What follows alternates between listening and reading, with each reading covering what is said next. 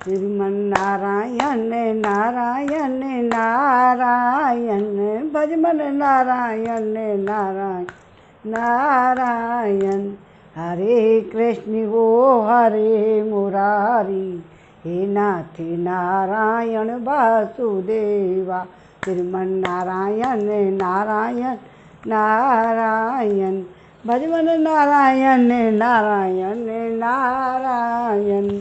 गोविंद मेरो है, अरे गोपाल मेरो है, तेरी बांके बिहारी नंद लाल मेरो है। बांके बिहारी जय हो तुम्हारी, जय हो तुम्हारी लाला जय हो तुम्हारी। श्रीमन नारायण नारायण नारायण, हर भजमन नारायण नारायण नारायण। हरे कृष्ण मुरारी, नाथ नारायण वासुदेवा।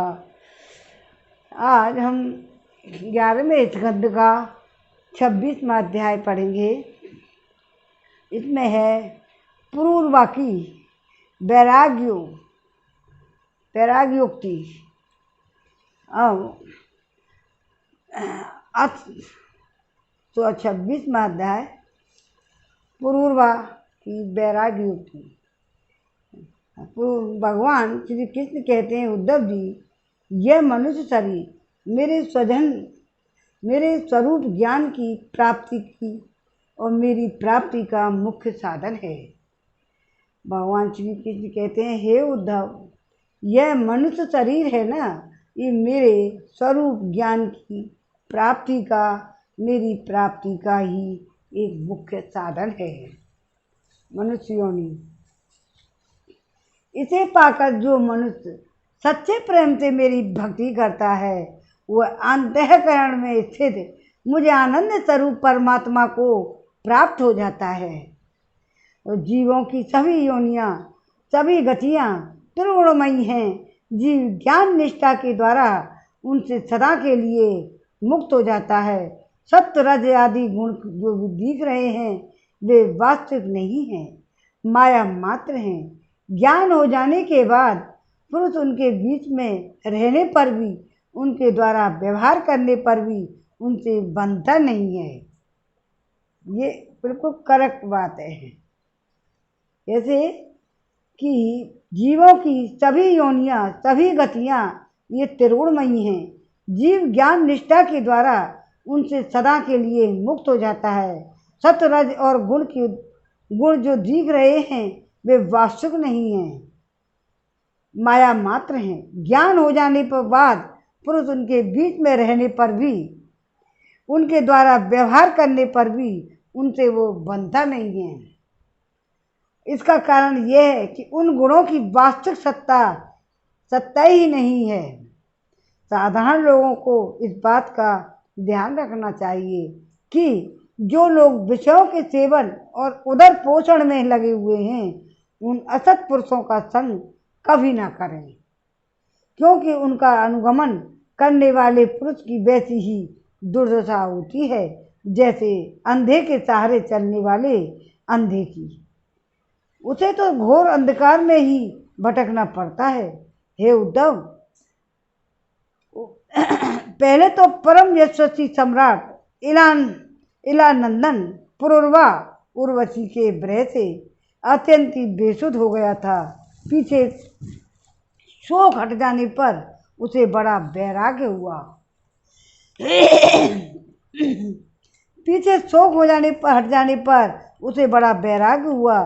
तब उसने यह गाथा गाई कि राजा पुरुरवा नग्न होकर पागल की भांति अपने को छोड़कर भागती हुई उर्वशी के पीछे अत्यंत विह्वल होकर दौड़ने लगा।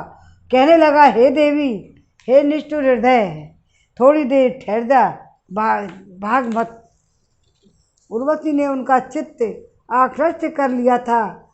उन्हें तृप्ति नहीं हुई थी। वे खुद विषयों के सेवन में इतने डूब गए थे कि उन्हें वर्षों की रात्रियां न जाती मालूम पड़ी और न आती मालूम पड़ी। पुरोरवा ने कहा, हाय हाय भला, मेरी मूर्ता तो देखो। काम काम खास काम वासना ने मेरे चित्त को कितना कलुषित कर दिया है। उर्वशी ने अपनी बाहुओं से मेरा ऐसा गला पकड़ा कि मैंने आयु के ना जाने और कितने वर्ष खो दिए। ओहो, विस्मृति की भी एक सीमा होती है। हाय हाय, इसने मुझे लूट लिया। सूर्य अस्त हो चला या उदित हुआ, यह भी मैं ना जान सका। बड़े खेद की बात है कि बहुत से बरसों के दिन पर दिन बीत गए और मुझे मालूम तक नहीं पड़ा। ओह, आश्चर्य है, मेरे मन में इतना मोह बढ़ गया है कि जिसने नरदेव, शिखामणि, चक्रवर्ती सम्राट मुझे पुरुरवा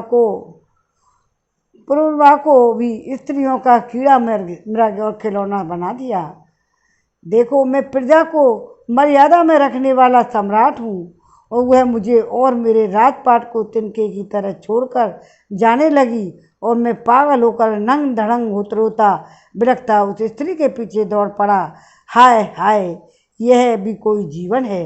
मैं गधे की तरह दुलतियाँ सहकर भी स्त्री के पीछे पीछे दौड़ता रहा। फिर मुझ में प्रभाव, तेज और स्वामित्व भला कैसे रह सकता था। तो स्त्री ने उसका मन चुरा लिया। उसकी विद्या व्यर्थ है। उसे तपस्या, त्याग और शास्त्र अभ्यास से भी कोई लाभ नहीं और इसमें संदेह नहीं कि उसका एकांत सेवन और मौन भी निष्फल है। मुझे अपनी ही हानि लाभ का पता नहीं, फिर भी अपने को बहुत बड़ा पंडित मानता हूँ। मुझे मूर्ख को धिक्कार है। हाय हाय हाय, मैं चक्रवर्ती सम्राट होकर भी गधे और बैल की तरह स्त्री के फंदे में फंस गया। मैं वर्षों तक उर्वशी के होठों की मादक मदिरा पीता रहा, पर मेरी काम वासना कभी तृप्त नहीं हुई। सच है, कहीं आहुतियों से अग्नि की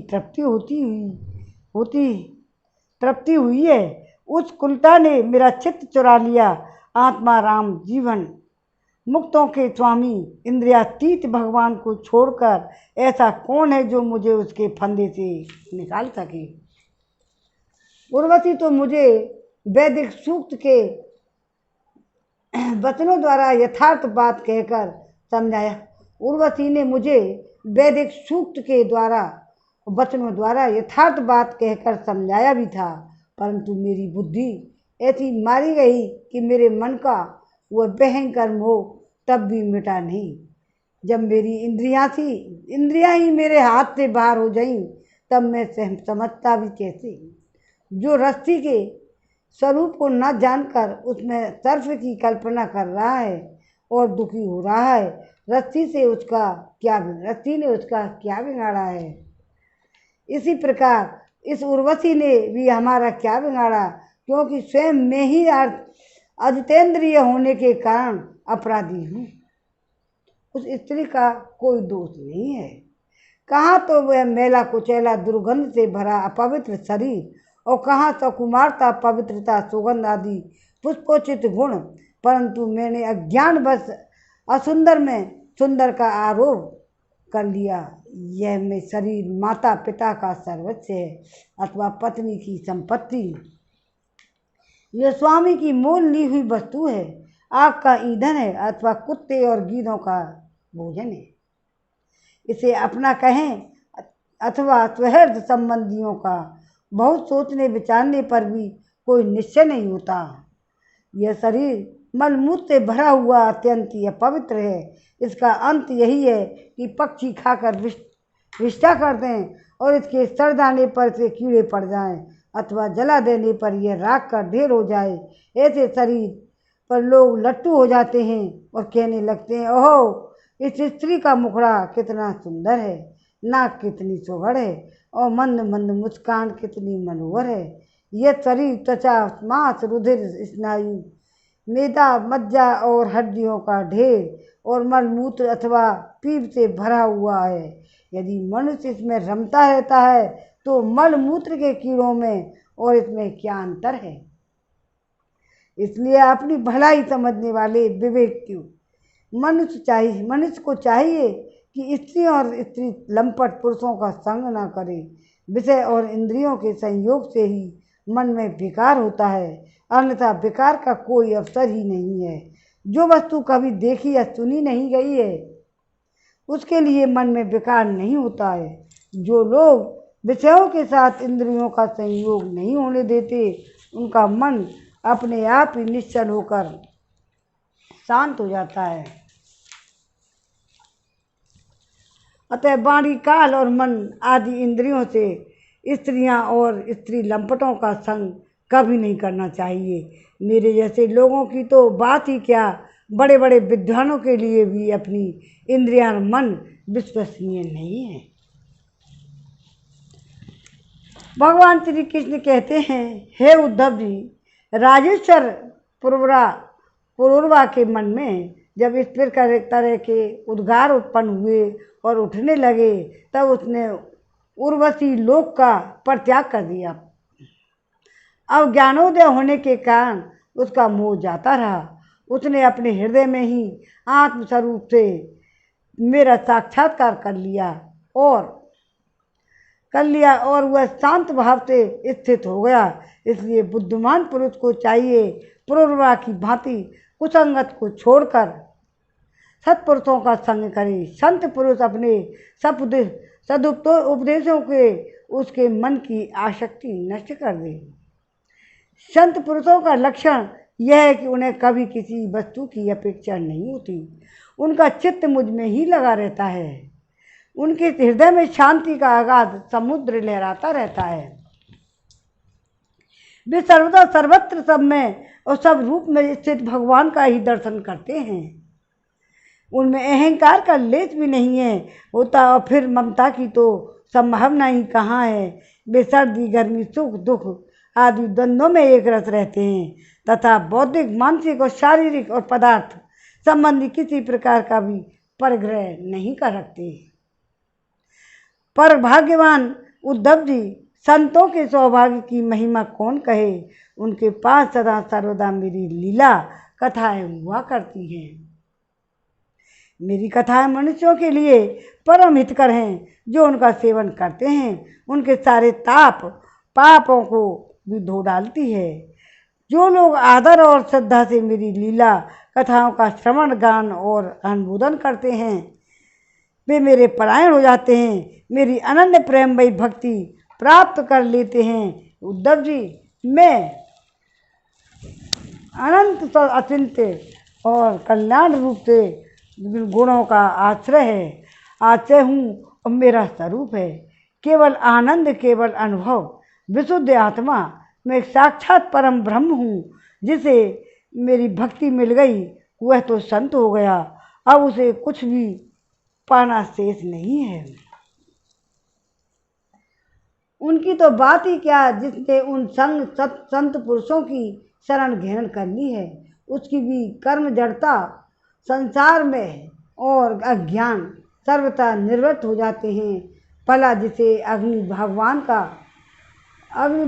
का आश्रय ले लिया उसे शीत भय अथवा अंधकार का दुख हो सकता है क्या।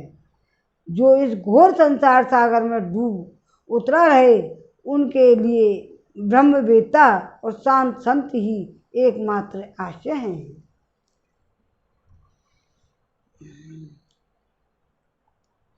जैसे जल में डूब रहे लोगों के लिए दृढ़ नौका और जैसे अन्न से प्राणियों की प्राण की रक्षा होती है, जैसे मैं ही दीन दुखियों का परम रक्षक हूँ।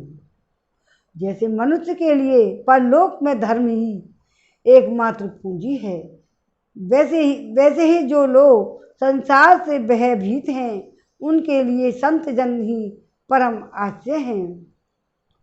जैसे सूर्य आकाश में उदय होकर लोगों को जगत तथा अपने को देखने के लिए नेत्रदान करता है, वैसे ही संत पुरुष अपने को भगवान को देखने के लिए अंतर्दृष्टि देते हैं। संत अनुग्रहशील देवता हैं। संत अपने हितैषी सुहृदय हैं। संत अपने प्रियतम आत्मा हैं। और अधिक क्या कहूँ, स्वयं मैं ही संतों के रूप में विद्यमान हूँ।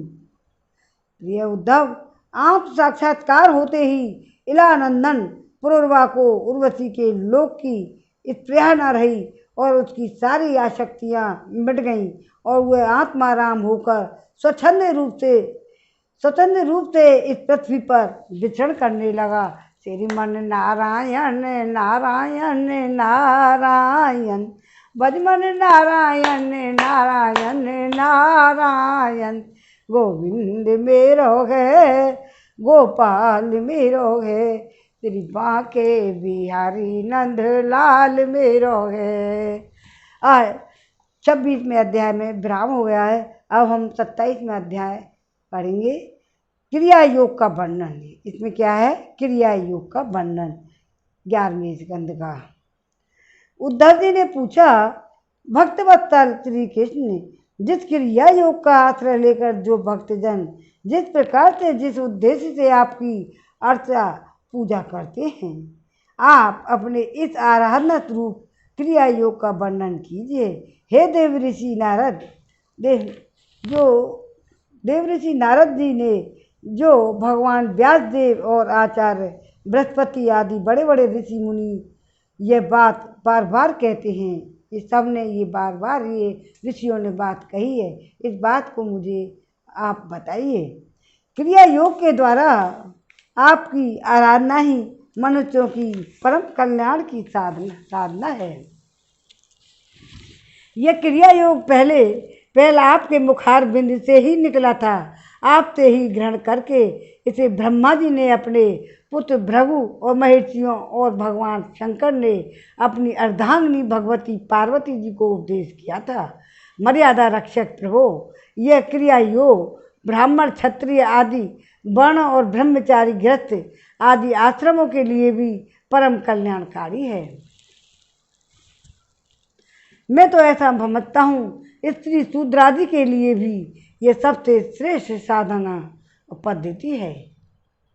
कमल नयन श्याम सुंदर, आप शंकर आदि जगदीश्वरों के भी ईश्वर हैं और मैं आपके चरणों का प्रेमी भक्त हूँ।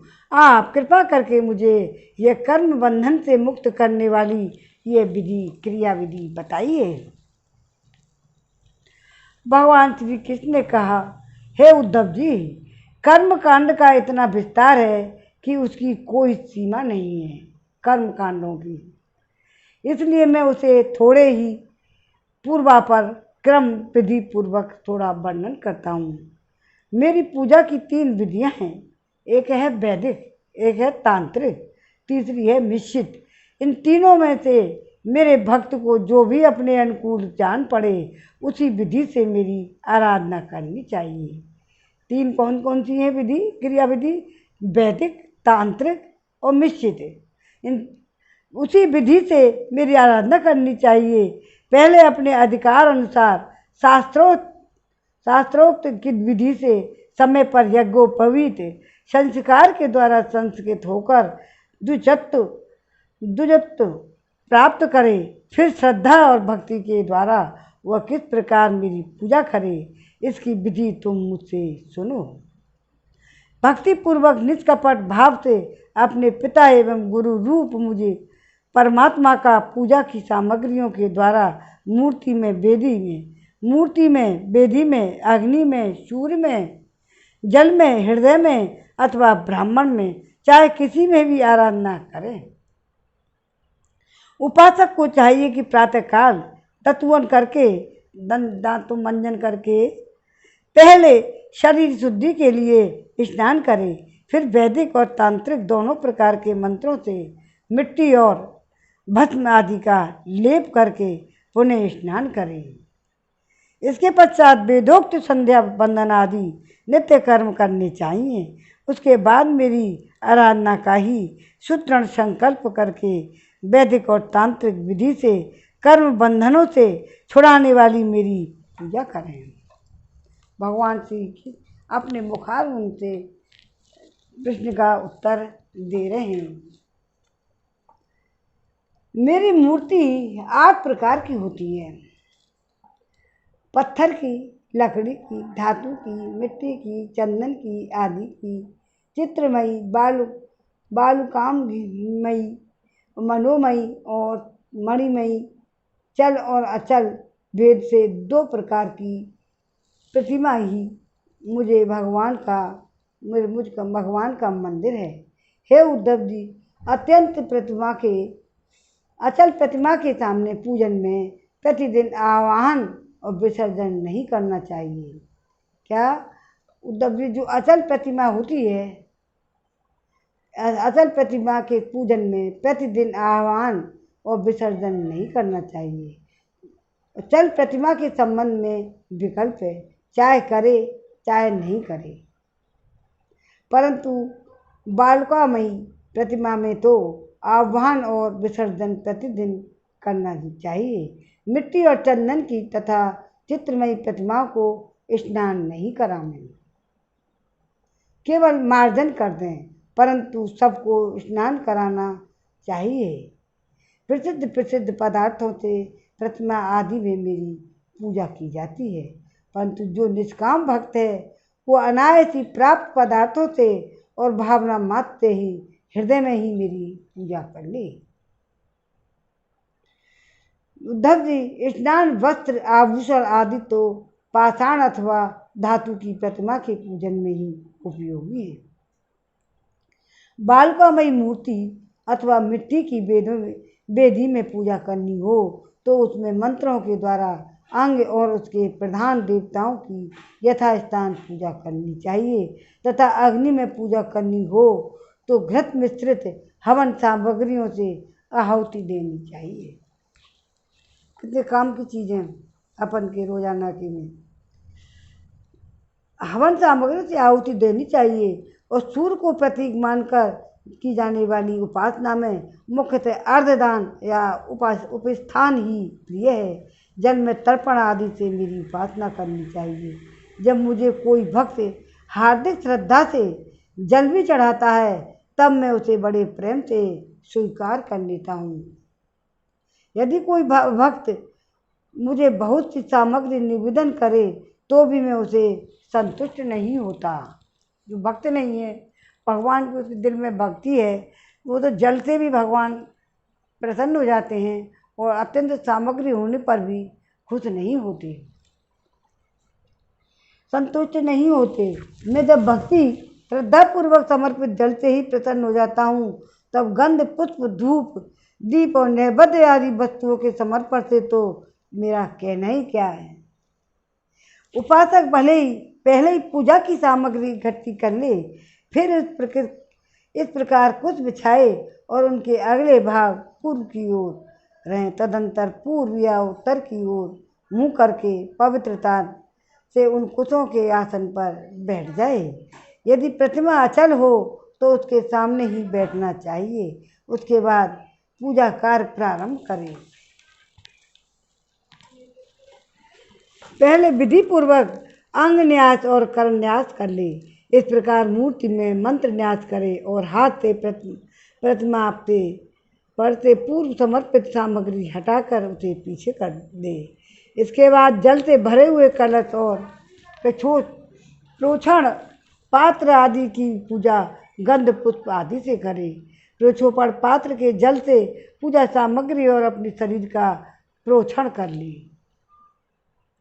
तदंतर प्राण, आर्द्य और आचमन के लिए 3 पात्रों में कलश में जल भरकर रख ले और उनमें से पूजा पद्धति के अनुसार सामग्री डाले। पात्र में श्यामक, सांवे के दाने, दूब, कमल, विष्णु कांता और चंदन, तुलसी दल आदि। अर्ध पात्र में गंध, पुष्प, अक्षत, जो कुश, तिल, सरसों और दूब तथा आचमन पात्र में जायफल, लौंग और आदि डाले।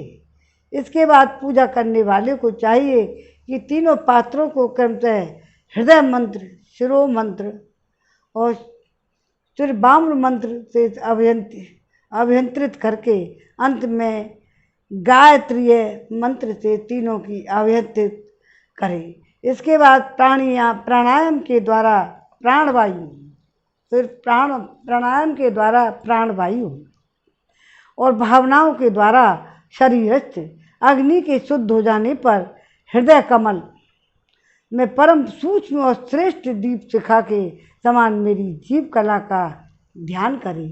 थोड़ा सा एक पैराग्राफ दोबारा। इसके बाद प्राणायाम के द्वारा प्राणवायु, भावनाओं के द्वारा शरीरस्थ, भावनाओं के द्वारा शरीरस्थ अग्नि के शुद्ध हो जाने पर हृदय कमल में परम सूक्ष्म और श्रेष्ठ दीप शिखा के समान मेरी जीव कला का ध्यान करें। बड़े बड़े सिद्ध पुरुष मुनि ओंकार, अकार और उकार और मकार, या ओंकार, अकार, उकार, मकार बिंदु हैं और नाद, इन 5 कलाओं में के अंत में उसी जीव कला का ध्यान करते हैं। जो जीव कला आत्म स्वरूपणी है, जब उसके तेज से सारा अंतःकरण और शरीर भर जाए तब मानसिक उपचारों से मन ही मन उसकी पूजा करनी चाहिए, मन में रखकर। तदंतर तन्मय होकर मेरा आह्वान करे और प्रतिमा आदि में स्थापना करे, फिर मंत्रों के द्वारा अंगन्यास करके उसमें मेरी पूजा करे। उद्धव जी मेरे आसन में धर्म आदि गुणों और बिमला आदि शक्तियों का भावना करें, अर्थात आसन के चारों कोनों में धर्म, ज्ञान, वैराग्य और ऐश्वर्य रूप 4 पाए हैं। कौन कौन से 4 पाए हैं कि चारों कोनों में एक तो है धर्म, दूसरा है ज्ञान, एक है वैराग्य और ऐश्वर्य रूप 4 पाए हैं। अधर्म, अज्ञान और अवैराग्य और अनैश्वर्य ये चारों दिशाओं में डंडे हैं और सत्य, रम, तज रूप 3 पटरियों में बनी हुई पीठ हैं। उत्पर, बिमला, उत्कर्षणी, ज्ञाना, क्रिया, योगा, प्रेही, सत्या, ईशाना और अनुग्रह, ये 9 शक्तियां विराजमान हैं।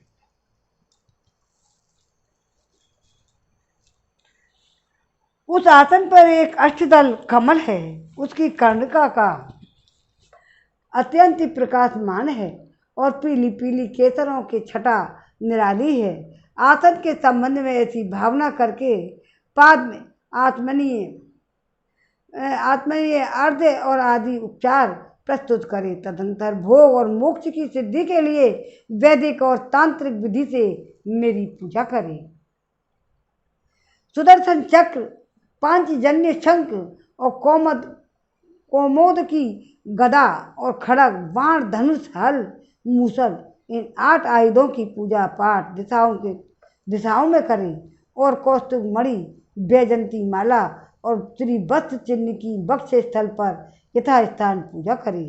नंद, सुनंद, प्रचंड, चंड, महाबल, बल, कुमुद और कुमदे क्षण, इन 8 पार्षदों की 8 दिशाओं में गरुड़ की सामने दुर्गा, विनायक और व्यास और विश्वक्सेन की चारों कोनों में स्थापना करके पूजन करें। बाईं ओर गुरु की और यथाशक्ति पूर्वी दिशाओं में इंद्रादि 8 लोकपालों की स्थापना करें करके प्रोक्षण, अर्धदान आदि क्रम में उनकी पूजा करनी चाहिए। हे प्रिय उद्धव, यदि सामर्थ्य हो तो प्रतिदिन चंदन, खस, कपूर, केसर और अर्गजा आदि सुगंधित वस्तुओं का सुवासित जल से मुझे स्नान कराइए और उस समय सुवर्ण धर्म इत्यादि स्वर्ण धर्मा अनुवाक जितम ते पुंडरीकाक्ष, क्या बोलते हैं कि सुवर्ण धर्मम इत्यादि और स्वर्ण धर्मानुवाक जितम ते पुंडरीकाक्ष इत्यादि महापुरुष विद्या सहस्त्र शीर्षाम पुरुष है इत्यादि पुरुष सूक्त इंद्र निरो निवेदिता हवंत इत्यादि मंत्रोक्त राजन नाद रसाम गायन का पाठ भी करता रहे। ये मंत्र हैं। तो मेरा भक्त वस्त्र या गोपवीत आभूषण, पत्र, माला, गंध और मेरा चंदन आदि से प्रेम पूर्वक यथावत मेरा श्रृंगार करे। उपासक श्रद्धा के साथ मुझे पाद में आत्मन, चंदन, पुष्प, अक्षत, धूप, दीप सामग्रियों से समर्पित करें। यदि हो सके तो गुड़, खीर, घृत, पूड़ी, पुए, लड्डू, हलवा, दही, दाल, विविध व्यंजनों का नैवेद्य भोजन भोग लगाए। भगवान के विग्रह की दतवन कराए, उपटन लगाए, पंचामृत आदि से स्नान कराए, सुगंधित पदार्थों का लेप करे, दर्पण दिखाए, भोग लगाए और शक्ति हो तो प्रतिदिन अथवा पर्वों के अवसर पर नाचने गाने आदि का भी प्रबंध कर ले। श्रीमन नारायण नारायण नारायण, भजमन नारायण नारायण नारायण। अरे गोविंद मेरो है, गोपाल मेरो है, कृपा के बिहारी ये नंदलाल मेरो है। भगवान सब मनुष्य को ऐसे खूब नचाते हैं और जिसके मन में भक्ति है तो भक्ति से मोक्ष देते हैं। उद्धव जी तदंतर पूजा के बाद शास्त्रोक्त विधि से बने हुए कुंड में अग्नि की स्थापना करे। वह कुंड मेखला गर्त और वेदी से शोभायमान हो। उसमें हाथ की हवा से अग्नि प्रज्वलित करके उसका परिसमूहन करे, अर्थात उसे एकत्र कर दे। वेदी के चारों ओर कुछ कांड का करके अर्थात चारों ओर 20-20 कुछ बिछाकर मंत्र पढ़ता हुआ उन पर जल छिड़के। इसके बाद विधि पूर्वक समिधाओं का आधान रूप अन्नवान दान कर्म करके अग्नि के उत्तर भाग में होम उपयोगी सामग्री रखे। प्रोक्षोणी पात्र के जल से प्रोक्षण करे। तदंतर अग्नि में मेरा इस प्रकार ध्यान करे, मेरी मूर्ति तपाए हुए सोने के समान दम दम दम दमक रही है। रोम रोम से शांति की वर्षा हो रही है। लंबी और विशाल 4 भुजाएं शोभायमान हैं। उसमें शंख चक्र गदा पद्म विराजमान है। कमल की केसर के समान पीला पीला वस्त्र फहरा रहा है। ये मन में धारण करें। और सिर पर मुकुट, कलाइयों के कंगन, कमर में करधनी और बाहों में बाजूबंद झिलमिला रहे हैं। वक्ष स्थल पर त्रिवस्त्र का चिन्ह है। गले में कौस्तुभ मणि जगमगा रही है। घुटनों तक वनमाला लटक रही है। अग्नि में मेरी इस मूर्ति का ध्यान करके पूजा करनी चाहिए। भगवान के स्वरूप का मन में ध्यान करके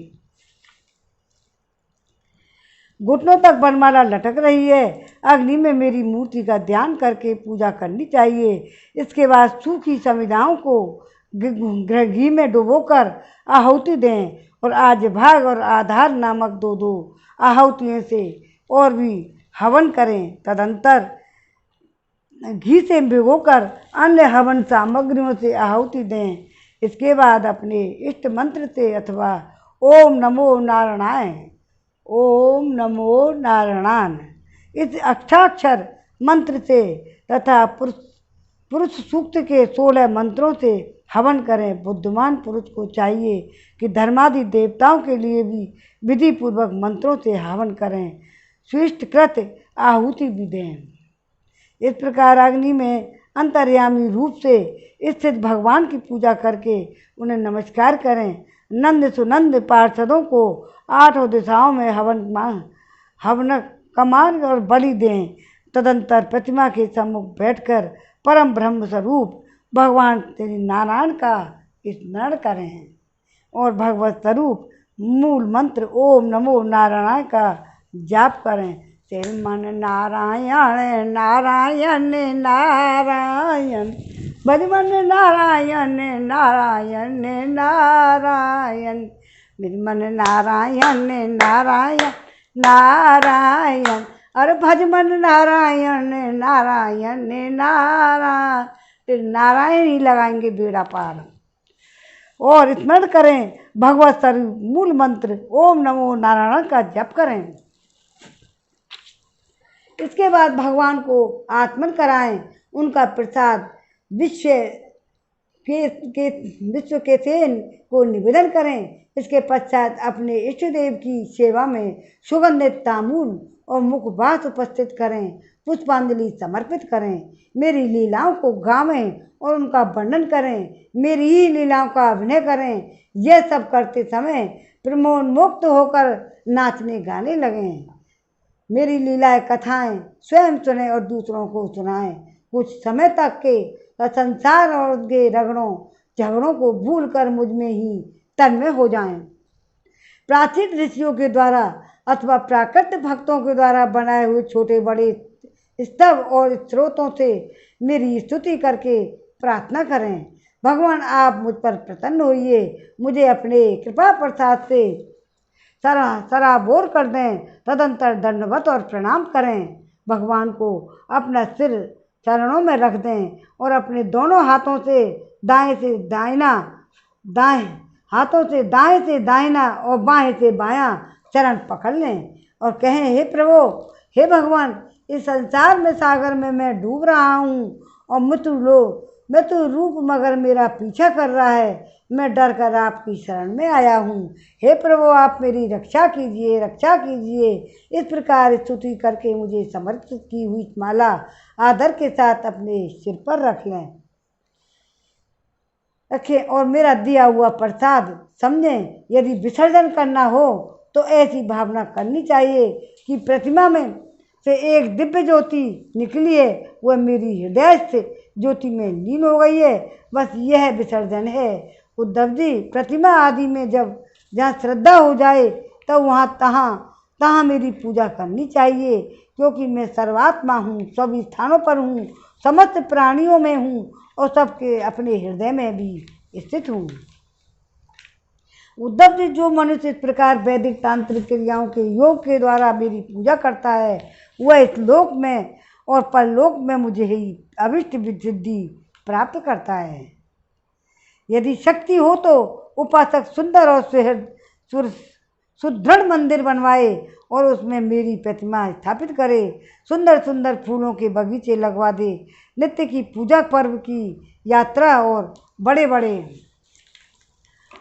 उत्सवों की व्यवस्था कर दे। जो मनुष्य पर्वों के उत्सव और प्रतिदिन की पूजा लगातार चलने के लिए खेत बाजार नगर अथवा गांव मेरे नाम पर समर्पित कर देते हैं, उन्हें मेरे समान ऐश्वर्य की प्राप्ति होती है।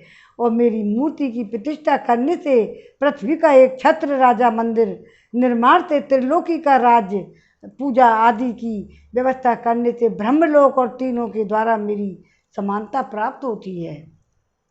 जो निष्काम भाव से मेरी पूजा करता है उसे मेरा भक्ति योग प्राप्त हो जाता है। उस निरपेक्ष भक्ति योग के द्वारा वो कहें, यह स्वयं मुझे प्राप्त कर लेता है। जो अपनी दी हुई या दूसरों की दी हुई देवता ब्राह्मण को जीव का हरण कर लेता है, वह करोड़ों वर्षों तक विष्ठा का कीड़ा होता है। जो लोग ऐसे कामों से सहायता, प्रेरणा और अनुमोदन करते हैं, वे भी मरने के बाद प्राप्ति करने वाले के समान ही फल के भागीदार होते हैं। यदि उनका हाथ अधिक रहा तो फल भी उन्हें अधिक ही मिलता है। श्रीमन नारायण नारायण नारायण, भजमन नारायण नारायण नारायण। गोविंद मेरो है, अरे गोपाल मेरो है, श्री बांके बिहारी नंद लाल मेरो है। बांके बिहारी जय हो तुम्हारी, जय हो तुम्हारी, माते हो तुम्हारी। आओ आज विराम कर देते हैं यहीं। 27वें अध्याय में विराम हो गया है। 28वें अध्याय कल पढ़ेंगे, 28, 29 कल पढ़ेंगे। उनमें क्या है, परमार्थ निरूपण कल आएगा, परमार्थ निरूपण और ये 28वें अध्याय में आएगा। चलो, श्रीमन नारायण नारायण नारायण, भजमन नारायण नारायण नारायण। गोविंद मेरो है, गोपाल मेरो है, श्री बांके बिहारी नंद लाल मेरो है। बांके बिहारी जय हो तुम्हारी, जय हो तुम्हारी लाला, जय हो तुम्हारी। श्रीमन नारायण नारायण नारायण, भजमन नारायण नारायण नारायण। नारायण का भजन करो, सब नारायण में ही सब कुछ नारायण में ही समाया हुआ है। अब आरती कर लो। श्री भागवत भगवान की है आरती, पापियों को पाप से है तारती। श्री भागवत भगवान की है आरती, पापियों को पाप से है तारती। ये अमर ग्रंथ ये मुख्य पंथ ये पंचम वेद निराला, नव ज्योति जगाने वाला। ये अमर ग्रंथ ये मुख्य पंथ ये पंचम वेद निराला, नव ज्योति जगाने वाला। हरि गान यही वरदान यही, जग की मंगल की आरती, पापियों को पाप से है तारती। ये शांति गीत पावन पुनीत सा कोप मिटाने वाला, हरि दरस दिखाने वाला। है सुख करनी है सुख हरणी, श्री मधुसूदन की आरती, पापियों को पाप से है तारती। ये मधुर बोल जग फंद खोल, सन्मार्ग दिखाने वाला, बिगड़ी को बनाने वाला। श्री राम यही घनश्याम यही, प्रभु की महिमा की आरती, पापियों को पाप से है तारती। श्री भागवत भगवान की है आरती, पापियों को पाप से है तारती। ओम नमो भगवते वासुदेवाय नमः। आज के आनंद की जय। जय जय श्री राधे राधे श्याम।